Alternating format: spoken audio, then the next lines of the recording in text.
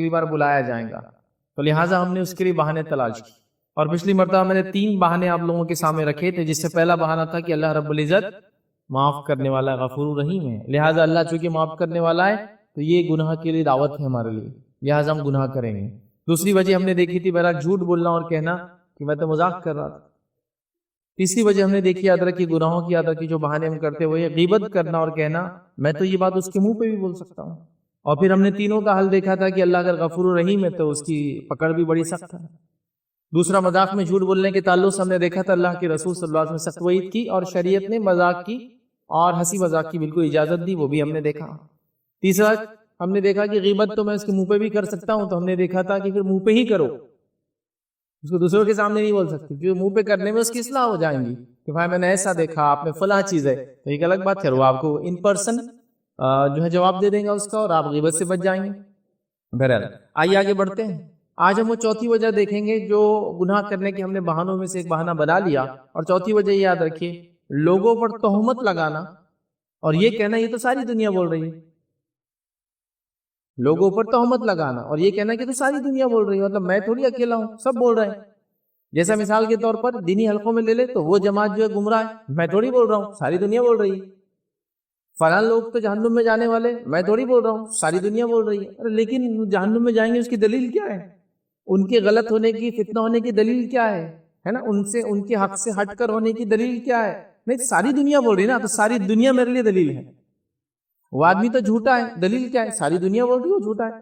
وہ آدمی تو سود خور ہے، کیسے پتا؟ ساری دنیا بول رہی ہے وہ سود خور ہے. وہ لڑکی تو جو ہے فلاں جو ہے اس کے فلاں فلاں چکر ہے، فلاں یہ ہے. وہ آدمی تو زنا کار ہے، دلیل کیا ہے؟ ساری دنیا بول رہی ہے وہ زنا کرتا ہے. فلاں آدمی مالدار ہے تو یہ حرام کماتا ہی ہوگا، دلیل کیا ہے؟ ساری دنیا بول رہی ہے اتنا مالدار ہے تو حرام کماتا ہی ہوگا. تو وہاں پر دلیل نہیں یاد رکھی. اور آپ دیکھیے لوگوں کے بارے میں جو ہماری سوچ ہے اور جو سمجھ ہے اکثر وہ لوگوں کے بولنے پر ہے، ہمارے پاس کوئی دلیل نہیں اس کی. جیسا میرے لوگوں نے کہا کہ میرا پڑوسی برا آدمی ہے تو میں بول رہا ہوں برا آدمی ہے، دلیل کیا ہے اس کی برا ہونے کی؟ مجھے نے تو کبھی دیکھا نہیں، لیکن سب بولتے ہو بہت برا آدمی ہے. تو آپ کی دلیل کیا ہے؟ تو لوگوں پر تہمت لگانا اور یہ کہنا کہ ساری دنیا کہہ رہی ہے یہ بات. انہوں گورنمنٹ آفس میں ہے تو سود رشوت لیتے ہوں گے، سود پر لون لیتے ہی ہوں گے، دلیل کیا ہے؟ ساری دنیا بول رہی ہے. فلاں کو میں نے بولتے ہوئے سنا، فلاں نکڑ پہ جو ہے بول رہے ہیں. مطلب ایک عجیب و غریب ماحول ہے. اور اکثر ہم جو ایک دوسرے کے بارے میں جانتے ہیں اس کی کوئی دلیل نہیں ہے، لوگوں نے بولا بول کے ہم کو بتایا. جب اگر بیٹھ جائے بھائی چلو یہ ثابت کرو، ارے یار تم تو پیچھے بڑھ گئے، ثابت کرو، چل چھوڑ غلطی ہوگی، چل چھوڑ آگے بڑھو. اب تو اس کو ریزن نہیں، کوئی دلیل نہیں ہے، اس لیے آپ نے بس سب بول رہے ہیں تو میں بول رہا ہوں. تو یہ بہت بڑا خطرناک چیز ہے.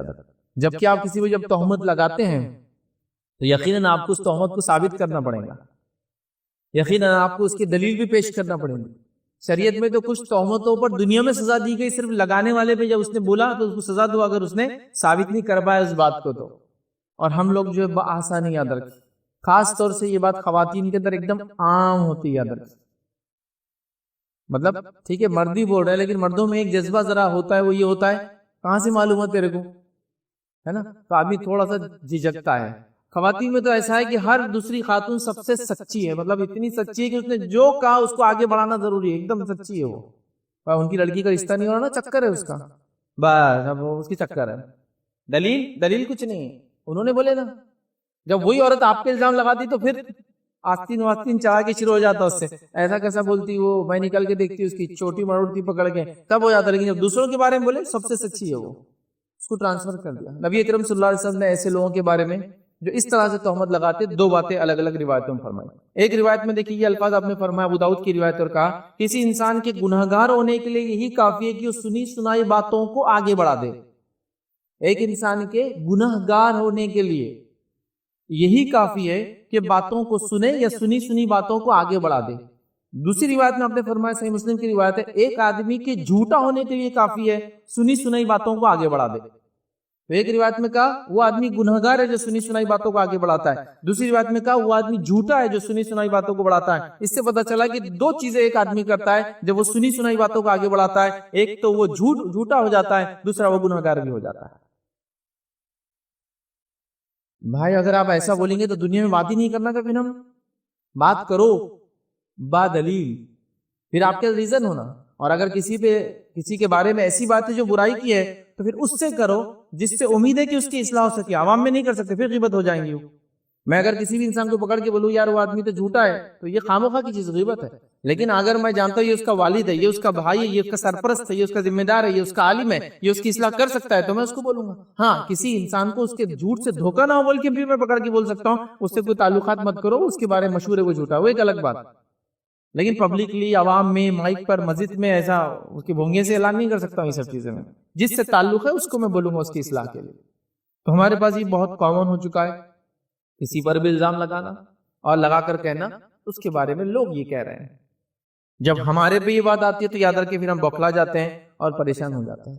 اب آئیے وہ لوگ جو دنیا میں سنی سنائی باتوں کو آگے بڑھا رہے تھے، لوگوں پہ الزامات لگا رہے تھے، نبی اکرم صلی اللہ علیہ وسلم نے بڑی سخت وعید کی.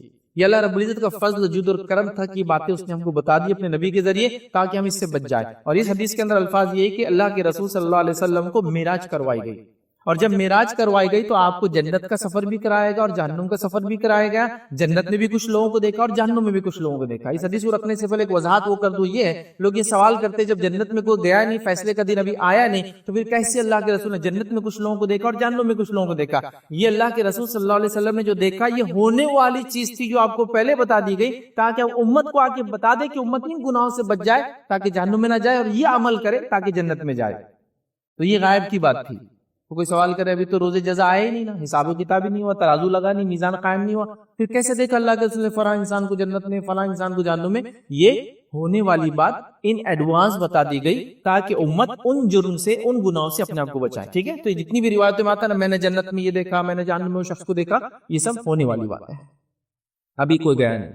ٹھیک ہے بہرحال، تو نبی اکرم صلی اللہ علیہ وسلم فرماتے کہتے مجھے معراج کروا گئی، اور معراج میں یاد رکھیے آپ فرماتے کہتے میں ایسی قوم پہ سے گزرا کہ جن کے ناخن تانبے کے تھے. مطلب یہ جہنم کا تذکرہ آپ کر رہے ہیں، اور جہنم میں قوم مطلب اس لیے کہا جا رہا ہے کہ بہت سارے لوگ ہیں، مطلب ایک وہ گٹ ہے، وہ ایک گروہ بن جاتا ہے جو یہ گناہ، تو پرٹیکولر گناہ کی وجہ سے پرٹیکولر جہنم میں لوگ بھگتیں گے نا سزا. تو کئی قوم کو میں نے دیکھا جن پہ سے جب میں گزرا تو ان کے ناخن تانبے کے تھے اور ان ناخنوں سے اپنے چہروں کو وہ نوچ رہے تھے اور سینوں کو نوچ رہے تھے. تو میں نے کہا جبرائیل کہ کون لوگ ہیں، مطلب اتنی بری سزا میں مبتلا ہے، کون لوگ ہیں جو جہنم کا عذاب آگ میں ہے، پورا یاد رکھیں. تو آگ میں پھر وہ تانبا بھی آگ میں ہے اور وہ اپنے آپ کو نوچ رہے بھی آگ میں، یاد رکھیں. تو آگ کا سزا تو جہنم میں ہر چیز کے اندر آگ لگی ہوئی ہے، اس کے علاوہ ساری چیزیں، بیڑیوں میں جکڑے جانا، مارے جانا، پھل کھلائے جانا، برے کھولتا پانی ڈالا جانا، آگ اور آگ میں یہ سب بھی ہو رہا ہے. تو کہا وہ نوچ رہے تھے. تو میں نے کہا وہ زخمی کر رہے تھے اپنے آپ. تو اللہ کے رسول نے فرمایا کہ یہ خطرناک منظر دیکھ کر جبرائیل امین سے پوچھا میں نے کہ یہ کون بدنصیب لوگ ہیں، کس کے ساتھ یہ سزا ہو رہی ہے؟ تو جبرائیل امین نے اللہ کے رسول صلی اللہ علیہ وسلم فرمایا کہ یہ وہ لوگ ہیں جو دوسرے لوگوں کا گوشت کھایا کرتے تھے، مطلب ان کی غیبت کرتے تھے. پھر آگے فرمایا اور یہ وہ لوگ ہیں جو لوگوں کی عزتوں سے کھلواڑ کیا کرتے تھے، یعنی لوگوں کو بدنام کرتے پھرتے تھے.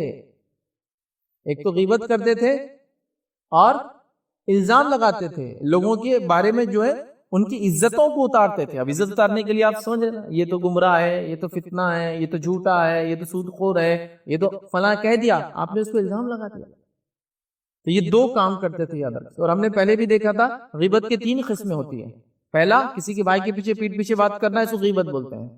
ایسی بات کرنا جو اس میں نہیں ہے یہ بہتان ہے، جس کے بارے میں ابھی یہ بات کری. اور ایسی بات کرنا جس سے 2 لوگ لڑ لے اس کو چغلی بولتے ہیں. تو غیبت کے 3 درجے، تینوں کا گناہ الگ ہے، تینوں کی سزا الگ ہے، لیکن تینوں کو غیبت ہی بولا جاتا ہے کامنلی عربی کے اندر. ٹھیک ہے، تو بہرحال تو یہ سزا ہے. تو لہٰذا اب ہم یہ غلطی کبھی نہ کریں کہ لوگ بول رہے تو ہم اس کو فارورڈ نہ کریں. کچھ لوگ بول رہے بول کے اس بات کو ہم فارورڈ، میں نے کہا کہ سوشل میڈیا کے سینس میں، اور اپنی باتوں میں اس کو نہ لائیں. اشارتاً بھی نہ کرے کہ یار ایسا کسی نے بولا، وہ دھوکے باز، جان دو میری بات مت سن. کیوں بولا اتنا بھی آپ نے؟ آپ کے پاس دلیل ہے تو پھر بولیے آپ، چونکہ لوگوں کے نقصان سے دوسروں کو بچانا ہی مومن کے لیے ضروری ہے. اب یہاں صرف ایک نقطہ رکھ دیتا ہوں، حالانکہ ہمارا ٹاپک نہیں، وہ یہ ہے کہ کچھ جگہوں پر کچھ لوگوں کی غیبت کرنا آپ پر واجب ہے، کرنا چاہیے، وہاں تو ہم کرتے نہیں. وہ کہاں ہے؟ جب کوئی آپ کے پاس اپنی بچی کے رشتے کے بارے میں بات لائے اور آپ کو پتا ہے لڑکا خراب ہے، تو غیبت کرنا چاہیے، آپ نے بولنا چاہیے وہ خراب ہے. پھر اس کے سامنے بات پتا چلے تو اس کو برا لگے گا، لیکن چلے گا، یہاں کر سکتے ہیں آپ. نبی اکرم صلی اللہ علیہ وسلم کا ایک صحابی آئی کہ اللہ کے رسول لوگوں کے رشتے آئے ہیں. نبی اکرم صلی اللہ علیہ وسلم نے سب کے بارے میں ایک بات بتائی. وہ برائی نہیں تھی کچھ بھی اس میں، لیکن ان کی وہ صفت تھی. تو یہاں بولا گیا جہاں کرنا ہے وہاں تو منہ بند رکھ کے کیا بولتے، اب ان کا کو بیچ میں بولنا، ان کا تھا، جان دو. اب رشتہ ٹوٹ گیا، ہم کو تو پہلے سے معلوم تھا، ہاں بالکل بالکل، وہ لڑکا جھوٹا ہے، وہ لڑکا شرابی ہے، کبابی ہے، اس کے افیئرز تھے، فلاں تھے. ارے آپ نے جب کیوں نہیں بولا؟ ہم بولے وہ تمہارا ہے، کیوں بولنا؟ مطلب دوسری غیبتیں تو چالو ہے، جہاں ہونا وہاں ہمت نہیں کر رہے ہیں، یہاں بولنا پڑے گا. کوئی شخص اگر کہے کہ میں فلاں آدمی سے معاملات کر رہا ہوں، بزنس کر رہا ہوں، اور ہم پارٹنرشپ بزنس کر رہے ہیں، اور ہم دونوں 5-5 لاکھ لگا رہے ہیں، اور آپ کو پتا ہے وہ دھوکے باز ہے، آپ کو فوراً بولنا پڑے گا بزنس مت کرو، وہ دھوکے باز ہے. حالانکہ یہ غیبت ہے، لیکن یہ جائز غیبت ہے، آپ کو کرنا پڑے گی، اس کو چھپا نہیں سکتے آپ. تو یہاں ہے، لیکن میں مسجد کی عمر سے اعلان نہیں کروں گا یہ آدمی سے بزنس کوئی جھوٹا ہے. اگر وہ بھی اعلان کر رہا ہے سوشل میڈیا کے ذریعے لوگوں کو لوٹ رہا ہے، تب میں کر سکتا ہوں، ایک الگ بات. سمجھ رہے ہیں بات؟ یہاں تو ضروری ہے، تو یہاں تو منہ بند ہے ہمارا، کیونکہ بعد میں وہ 5 لاکھ جب جمع کر سکتا ہے تو ہمارے ساتھ کچھ اور بھی کر سکتا ہے، تو مت بولو کچھ بھی. جب آدمی چونا لگ کر آ گیا، ہم کو تو معلوم تھا پہلے سے، بولا کیوں نہیں پھر؟ اب ہم بولے بھائی تمہارے شاید اچھے رشتے ہوں گے، تم کو دھوکہ نہیں دیں گا وہ. لیکن ایک کامن بات جو معلوم ہونا کسی کو ضروری نہیں وہاں غیبتیں کرنے کے لیے، وہ کامن بات بھی آپ بولتے پھرتے، لیکن یہ بات نہیں بولی آپ نے کہ لڑکا برا ہے، شادی کا رشتہ ہے، لڑکی صحیح نہیں ہے. کیا عجیب بات ہے. بہرحال چلیے، تو یہ چوتھی چیز تھی یاد رکھیں. 5واں وہ بہانہ جس کو ہم ریزن بنا کے غیبتیں کرتے ہیں، لوگوں کی معاف کرنا جو ہے گناہ کرتے ہیں، اس کو لائسنس سمجھتے ہیں گناہ کرنے کے لیے، وجہ بنا لیتے، یاد رکھیے بہانہ بنا لیتے. وہ یہ گالی دینا اور کہنا ہماری دوستی بڑی پکی ہے. آپ بولیں گے یہ کیسا؟ ابھی نہیں سمجھ میں آئیں گا آپ کو، کالج میں دیکھنا پڑے گا. 2 بچے مل رہے اور تیری تو ایک گالی، اور کیا چل رہا دوسری گالی، اور میں تو مست ہے تیسری گالی. مطلب جتنی دوستی پکی اتنا ماں بہن کی عزت وہ اتارتے جائیں گے ایک دوسرے کی. اور لوگ بولیں گے ارے ایسی دوستی پکی ہے کہ ماں بہن کی گالی ایک دوسرے کو دیتے ہوئے غصہ نہیں آتا دونوں کو ایک دوسرے کو، ایسی محبت ہے. مطلب دوستی پکی ہونے کی علامت ہے.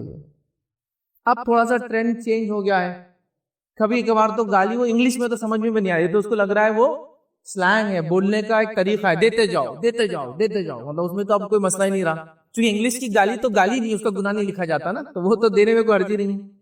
اسکول کے بچوں کو دیکھ لیجئے، گھر میں چھوٹے بچوں کو، کبھی کبھار ایسے بھی ہو سکتا ہے ہم کو انگلش نہیں آتی، ڈال دیا ہم کو انگلش میڈیم میں، وہ گالی بھی دے رہے تو ہم کو لگ رہا کتنا اچھا بولتا ہے یہ لفظ، کیونکہ وہ معلوم نہیں اس کا مطلب کیا ہے وہ جو بول رہا. میں دوہرا نہیں سکتا ان چیزوں کو خطبے کے اندر، عام اگر تقریر ہوتی تو شاید بتا بھی دیتا تھا.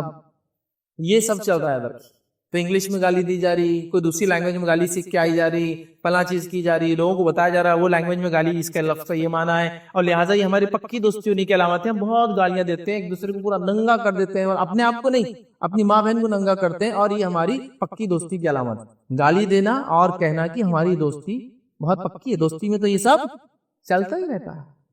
بھائی یہ کون سی دوستی جس میں ایک دوسرے کی ماں بہن کی عزت لوگ اتار دیں، اور یہ کامن نہیں ہو رہا، اور کیا چل رہا بول کے وہ گالی سے شروع کرے گا، اور بہت پکی دوستی ہے. مطلب بازو تیسرا آدمی سمجھ جانا کیا پکی دوستی، یار میرا کب نمبر آئیں گے جب تیری ماں بہن کو میں بھی گالی دوں گا، تاکہ پتا چلے میری دوستی بھی تیرے سے کتنی پکی ہے کتنی گہری ہے.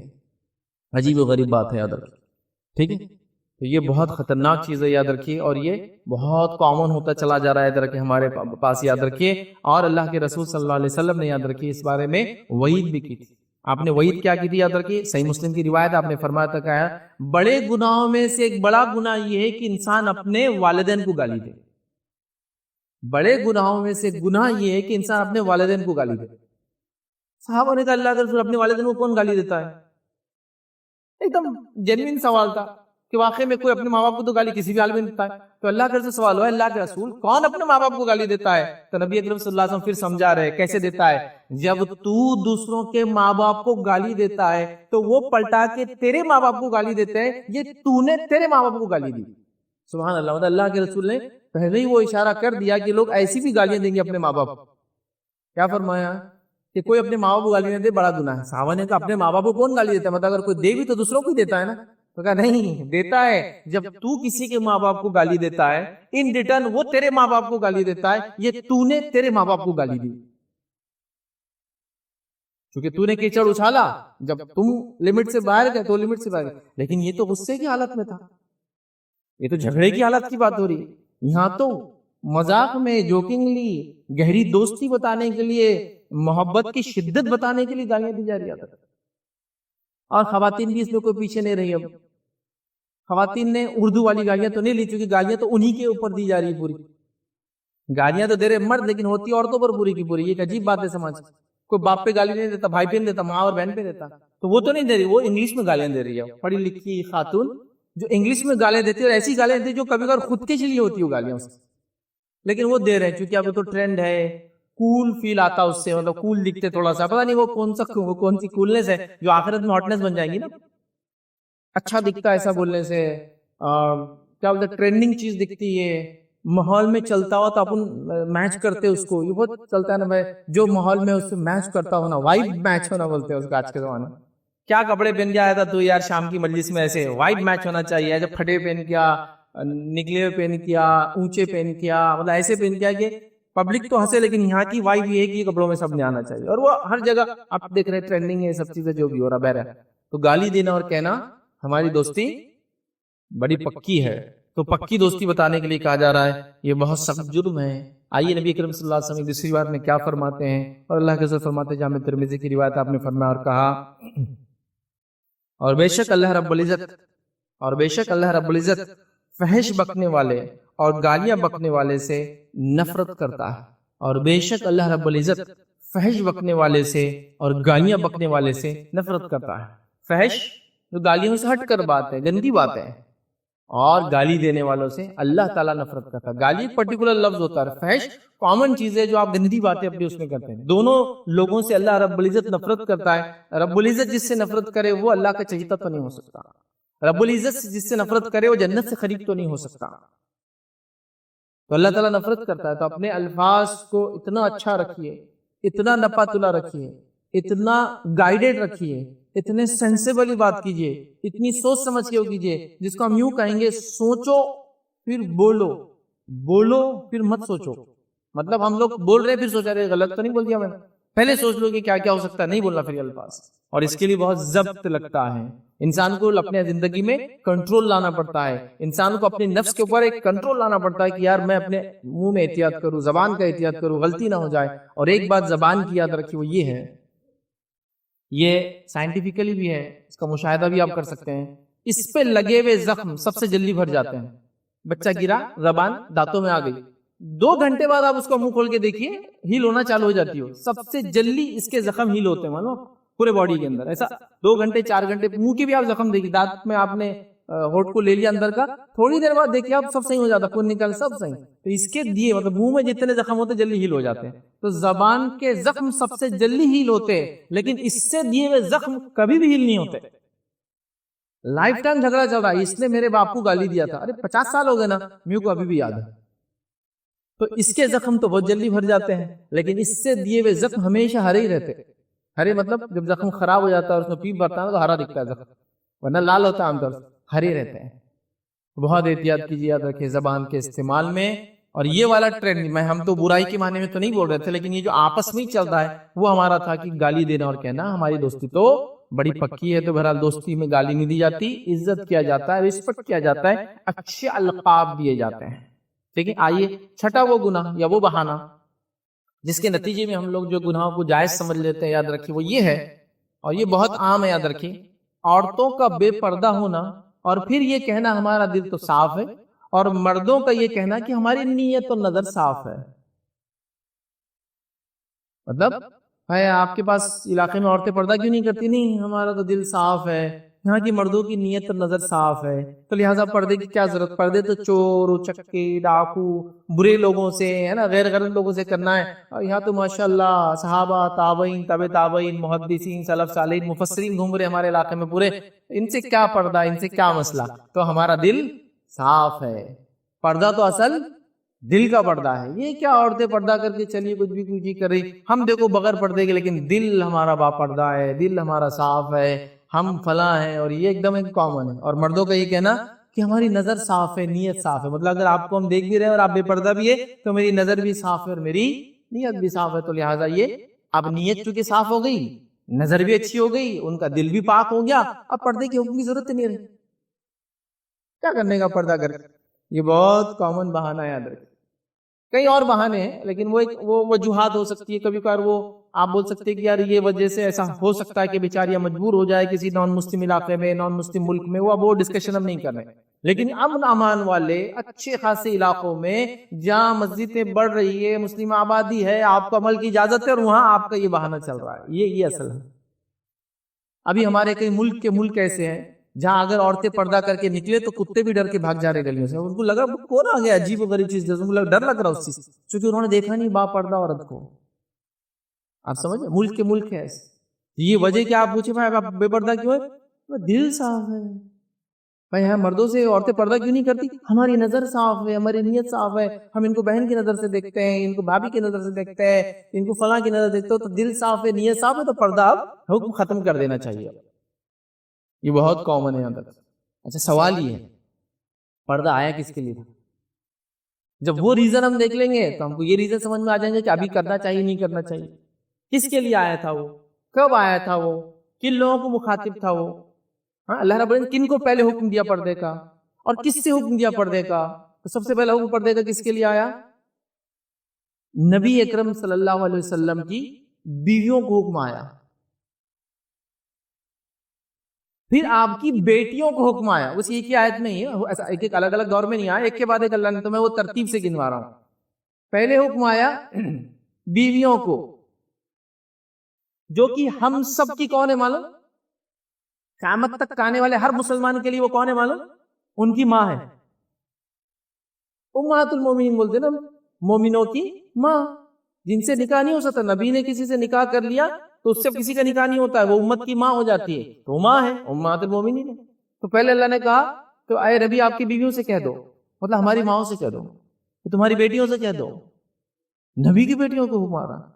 پھر مومن عورتوں سے کہو کہ وہ اپنے جسموں کو جب گھر سے باہر نکلے تو چادروں سے ڈھانکے رہے. تو کس کے لیے پردے کا حکم آیا تھا پہلے؟ عام عورتوں کے لیے نہیں آیا تھا، بری عورتوں کے لیے نہیں آیا تھا، فیشن پرست عورتوں کے لیے نہیں آیا تھا، غلط کام کرنے والی عورتوں کے لیے نہیں آیا تھا، ہاں جن کے دل خراب تھے ان کے لیے نہیں آیا تھا، جن کے دل سب سے پاک تھے ان کے لیے آیتیں آئی تھی. اللہ رب العزت نے کیا فرمایا؟ سورہ احزاب سورہ نمبر 33 آیت نمبر 59 میں اللہ فرماتا ہے، کہتا یا ایھا النبی قل لازواجک، اے نبی کہہ دو اپنی بیویوں سے، مطلب ہماری ماؤں سے، وبناتک، اور اپنی بیٹیوں سے کہہ دو. ٹھیک ہے، اور پھر کیا فرمایا؟ ونساء المؤمنین، اور مسلمان عورتوں سے کہہ دو یدنین علیہن من جلابیبہن، جب وہ گھروں سے باہر نکلے تو اپنے سروں پر چادر ڈال کے نکلے. فرمایا ذالک ادنی یعرفن، یہ بہتر ہے کہ وہ اچھے سے پہچانی جائے. اور پھر فرمایا فلا یؤذین، اور ان کو اذیت و تکلیف نہ دی جائے. وکان اللہ غفور الرحیم، اور اللہ تعالیٰ معاف کرنے والا اور رحم کرنے والا ہے. مطلب جو ہوا اس کے لیے اللہ معاف کرنے والا ہے. جب معافی کی بات ہوئی مطلب جو ہوا وہ گناہ تھا پہلے، اس لیے کہا معاف کرنے والا. جو ہوا وہ ہوا، اب نہیں، اب گناہ ہوگا اگر آپ کریں گے. تو پہلا حکم کس کو آیا؟ مجھے اور آپ کو نہیں آیا.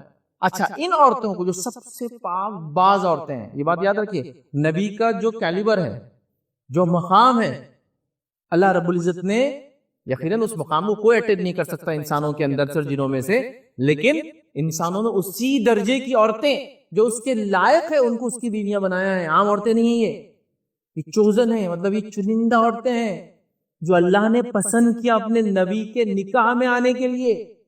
کامن عورتیں نہیں ہوتی نبی کے نکاح میں جو ہوتی، یاد رکھیں.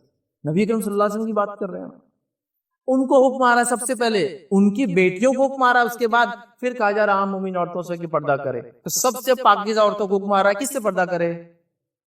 زانیوں سے، کبابیوں سے، شرابیوں سے، برے لوگوں سے، زمانے کے ڈاکوؤں سے. جب سفر کرے تب نہیں، حکم آ رہا ہے صحابہ سے پردہ کرے، جن کی مثال اللہ رب العزت نے توریت اور انجیل میں پہلے دے دی تھی. صحابہ بھی چوزن تھے، چنندہ لوگ تھے، معلوم، چونکہ اللہ رب العزت نے قرآن میں بیان کیا کہ صحابہ کی مثال ہم نے مثال توریت اور انجیل میں دے دی تھی پہلے. مطلب یہود و نصارہ کو یہ تک پتا تھا کہ آخری نبی آئیں گا اور اس کے اصحاب ایسے ہوں گے، اور اس کی دلیل کیا ہے کہ ان کو یہ پتا تھا.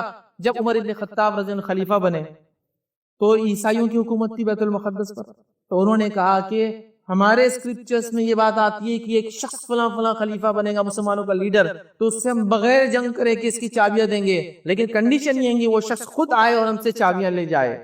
تو امیر المومنین عمر ابن خطاب آئے، چابیاں لی، اور یہ بیت المقدس کی تاریخ میں یاد رکھیے، بیت المقدس وہ زمین ہے جس کے لیے دنیا میں سب سے زیادہ جنگیں ہوئی اور سب سے زیادہ خون بہا ہے. القدس شہر کے لیے سب سے زیادہ جنگی ہوئی دنیا میں آج تک، اور سب سے زیادہ خون بہا یاد رکھیے تاریخ کے اندر جو آج تک ہو رہا ہے. تو پہلی بار تاریخ میں امن کے ساتھ یہ سونپا گیا تھا کسی کو، اور وہ شخصیت تھی عمر ابن خطاب. ریزن تھا ان کا تذکرہ ان کی کتابوں میں پہلے سے موجود تھا. ورنہ آپ اندازہ لگائی جس علاقے کے لیے لوگوں نے لاکھوں لوگوں نے جانیں دے دی تھی، اور پتہ نہیں کتنے سینکڑوں محاصرے اس کی روایتوں کے اندر 40 42 سے 50 بار اس کا محاصرہ کیا گیا آج تک، جو کسی شہر کا نہیں ہوا تاریخ میں. محاصرہ مطلب دوسری قوموں نے آ کے جنگوں کے لیے گھیر لیا اس کو آ کر. تو وہ علاقہ اس کو بغیر جنگ کے کیسے دے، جبکہ مسلمانوں کی حکومتیں وہاں تھی لیکن اتنی اسٹیبلش نہیں تھی کہ کوئی ڈر کے دے دے. یہ ان کے پاس روایتیں موجود تھیں. تو صحابہ کے تذکرے تو توریت اور انجیلیں موجود تھے، مطلب یہ بھی چوزن پیپل ہے. تو سب سے چنندہ لوگوں سے، سب سے چنندہ عورتوں کو سب سے چنندہ مردوں سے پردے کا حکم ہے. میرے کو آپ کو نہیں آیا تھا یہ. تو لہٰذا اب یہ بہانہ دینا کہ میرا دل صاف ہے، ہماری نیت صاف ہے تو پردے کی ضرورت نہیں، یہ بہانہ انتہائی گھٹیا بہانہ ہوگا. اس سے زیادہ گھٹیا اور بات کوئی نہیں کر سکتا. اور یہ ایک طرح سے صحابہ پر اور دیگر لوگوں پر الزام ہوگا کہ نعوذ باللہ ثم نعوذ باللہ، ان کا دل صاف نہیں تھا بول کے پردہ کرنا پڑا، ان کی نیتیں صاف نہیں کرنا تھی بول کے ان کو پردہ کرنا پڑا. ہمارا دل بھی صاف ہے اور ہماری تو ماشاءاللہ نیتیں بھی صاف ہے. کیا یہ بہانہ کوئی دے سکتا ہے؟ یاد رکھ کر سکتا ہے آج کے زمانے میں؟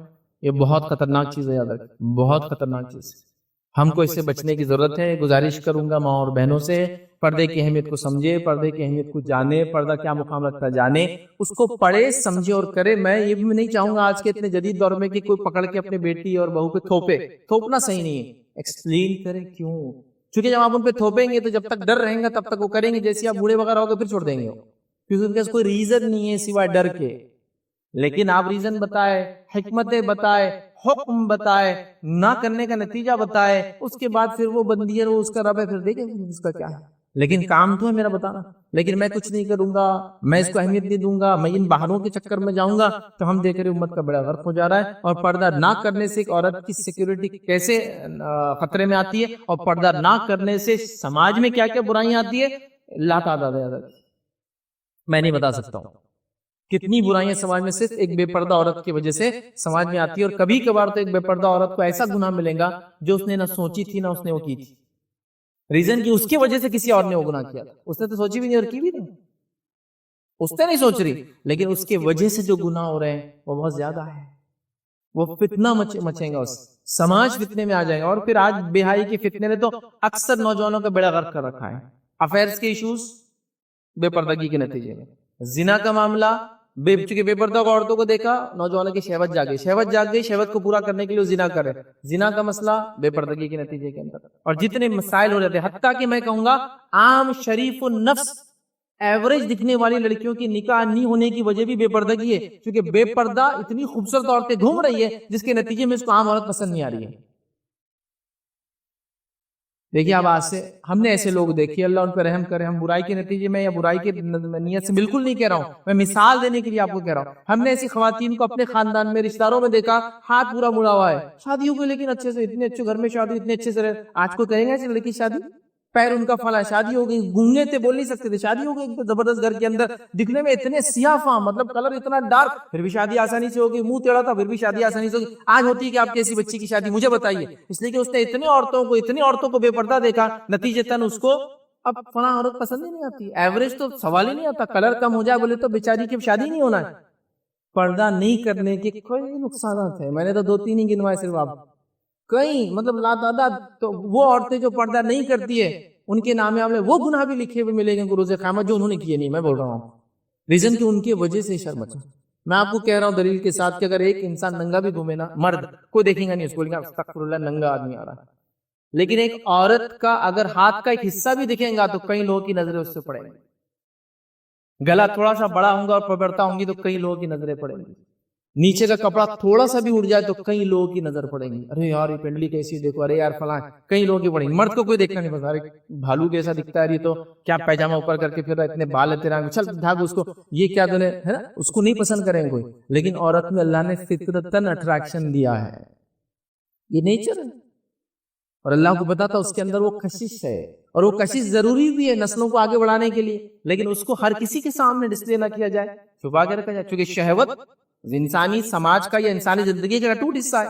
شہوت ہوں گی تو پھر نکاح ہوں گا تو اولادیں ہوں گی نا. لیکن شہوت کو کنٹرول سکھایا ہے، لمٹ میں رکھو، کہاں ہوں گی کہاں نہیں ہوں گی. کوئی یہ بھی نہیں شہوت ختم کر دو، کچھ مذاہب میں بولتے شہوت کو ختم کر دو، شہوت کو ختم کر دو تو نسل آگے نہیں بڑھتی. پھر تو اللہ نے جو صفتیں دی ہیں انسانوں میں وہ ٹیسٹ بھی ہے ان کے لیے، بٹ وہ ضروری بھی ان کے جینے کے لیے. خوبصورتی اٹریکشن ہے لیکن سب کے لیے نہیں ہونا چاہیے، بتانا چاہ رہا ہوں۔ اور آپ دیکھیے وہ لوگ جو اسلام قبول کر رہے ہیں کیسے سبحان اللہ جی وہ غریب انداز سے پردے کر رہے ہیں، جبکہ ان کے مذاہب کے اندر یہ جہاں سے وہ آتے ہیں جو بیک گراؤنڈ ان کا ہے وہاں پردے کا کوئی تصور بھی نہیں ہے۔ میں ایک چھوٹی سی مثال دیتا ہوں، میں نے ایک انٹرویو دیکھا تھا ایک آسٹریلین خاتون کا جو اسلام قبول کر چکی تھی اور پورا مکمل پردہ ایون 2 پیس لگا کے انٹرویو دے رہی تھی، پرانی بات ہے، میں بھی 25 یا 30 سال پہلے کی بات، تو وہ انٹرویو دے رہی تھی تو انٹرویور جو تھا وہ کہہ رہا تھا، اور وہ ایک سپر ماڈل تھی، ماڈل نہیں تھے، سپر ماڈل تھی، مطلب سپر جتنا ہوتے جاتا کپڑے اتنے کم ہوتے جاتے ہیں، وہ سپر تھے۔ تو اس سے کہا کہ تم کیا تھی آزاد، اور تم نے جس مذہب کو اختیار کیا اس نے تم کو کیا بنا دیا، میں تو تمہیں ابھی قید میں دیکھ رہا ہوں، نہ تمہارا چہرہ دیکھ سکتا ہوں نہ تمہارا جسم دیکھ سکتا ہوں، اور تم جس مذہب میں پہلے تھی اور جس طریقے پہ تھی کتنی آزاد تھی، کتنا کھلا پن تھا اس کے اندر۔ تو وہ لڑکی نے جواب دیا، جب میں اس طریقے پہ چلتی تھی اور پردہ نہیں کرتی تھی تو جب میں سب کے لیے تھی، میں سب کے لیے تھی، لیکن جب میں نے اسلام قبول کیا تو اب میں اپنے شوہر کے لیے ہوں، اب سب کے لیے نہیں ہوں، میں ہر کوئی مجھے دیکھ نہیں سکتا ہے، ہر کوئی مجھے چھو نہیں سکتا ہے، ہر کوئی مجھے تصور نہیں کر سکتا ہے، اب میں کسی اور کے لیے ہوں جو ایک خاص شخص ہے جو میرا ہسبینڈ ہے۔ دیکھیے کیا ریزن ہے، کتنا جینوئن ریزن ہے، سمپل کیلکولیشن ہے۔ جب یہ چیز کھلی ہے، میں برائی سے نہیں کہہ رہا ہوں، صرف سمجھانے کے لیے کہہ رہا ہوں، تو سب کے لیے ہر کوئی دیکھ سکتا پرکھ سکتا، لیکن ایک چیز کو آپ سامان میں سے ہٹا کے بازو کر دے، آپ بولیں گے وہ دیکھنے کے لیے نہیں ہے اور ٹچ کرنے کے لیے بھی نہیں، ہٹ جاؤ تو وہاں سے، ادھر جو ہے پروڈکٹ اس سے بات کرو۔ تو اس نے کہا کہ میں سب کے لیے تھی، اب میں خاص ہو چکی ہوں۔ پھر دوسرا وہ جواب دیتی ہے، جب میں یا ایک مسلمان مرد اگر داڑھی بھی رکھ لے تو ایک یہودی بھی داڑھی رکھتا ہے، ایک عیسائی بھی داڑھی رکھتا ہے، ایک ہندو بھی داڑھی رکھتا ہے، ہاں سب لوگ داڑھی، عیسائی سب لوگ داڑھی رکھتے ہیں، تو اس سے کچھ وہ نہیں ہوتا اتنا فرق۔ لیکن جب میں پردہ کر کے چلتی ہوں تو میں اسلام کی نمائندہ بن جاتی ہوں، میں اسلام کی فلیگ بیرر بن جاتی ہوں، مطلب اسلام کی علم بردار۔ ایک ہوتا ہے نا جب آپ اولمپکس میں ٹیم لے جاتے ہیں تو ایک آدمی جھنڈا لے کے آگے چلتا، بولتے فلیگ بیرر، جھنڈا اٹھا کے چلنے والا، تو میں اسلام کی فلیگ بیرر بن جاتی ہوں، مطلب میں اسلام کی ایک ڈپلومیٹ یا ایک نمائندہ بن کے آگے چلتی ہوں کہ ہاں یہ عورت عام نہیں ہے، یہ عورت برقعے والی ہے، یہ اسلام کی نمائندگی کر رہی ہے، تو میں اسلام کی نمائندگی کرتی ہوں جو برقعہ پہنتی ہوں۔ ایک مرد داڑھی رکھی بھی کر سکتا ہے، لیکن داڑھی بہت سارے لوگ رکھتے ہیں، لیکن پردہ وہ کہتی ہے دنیا کے اندر صرف مسلم خواتین کرتی ہے۔ جب میں پردہ کرتی ہوں تو میں اسلام کو ریپرزینٹ کرتے ہوئے راستے سے چلتی ہوں۔ سبحان اللہ، وہ ڈپریس نہیں تھی، وہ احساس کمتری مبتلا نہیں تھی، اس نے اللہ کی کتاب کو پڑھ کے اس کی حکمت سمجھی کہ اللہ نے کیوں حکم دیا تھا اس کے لیے، اور اس کے پروٹیکشن کے لیے تھا۔ تو ایک عورت جو کچھ نہیں پہنتی تھی اس کو سمجھ میں آیا کہ پردے میں پروٹیکشن ہے اس کا۔